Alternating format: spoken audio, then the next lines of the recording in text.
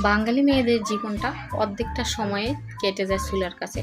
সকালে নাস্তার জন্য একটা ভাজি তৈরি করো, দুপুরে ভাত খাওয়ার জন্য আলাদা করে তরকারি রান্না করো, রাতের ডিনারের জন্য আবার আলাদা করে আরেকটা তরকারি রান্না করো। এমন একটা রেসিপি যদি হয় যেটা ভাত, রুটি, পরোটা কিংবা ডিনারের সাথে হয়ে যাবে বাজিমাত, এমন একটি রেসিপি তোমাদের সামনে হাজির করেছি। তো প্রথমে দেখো এখানে পাতলা করে মিষ্টি কুমড়া স্লাইস করে কেটে নিয়েছি।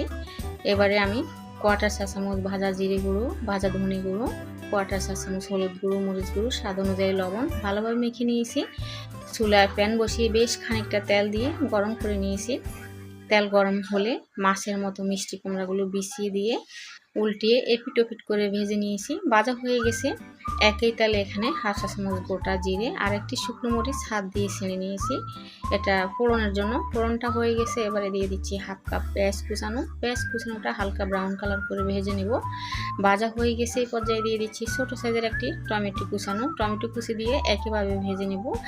আর এই এক রেসিপিতে করতে পারবে বাজিমাত। এটা হলে আর ভাত, রুটি, পরোটার সাথে আলাদা করে অন্য কোনো তরকারি রান্না করতে হবে না। কথা বলতে বলতে এখানে দিয়ে দিয়েছি 1 চা চামচ রসুন বাটা।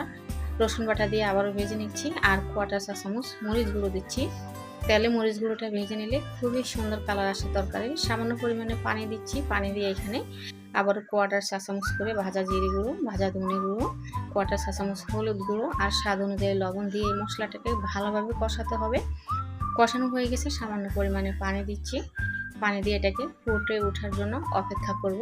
জলটা ফুটে উঠে গেছে। এবারে যে মিষ্টি কুমড়াগুলো ভেজে রেখেছিলাম, মিষ্টি কুমড়াগুলো এক এক করে দিয়ে দেব।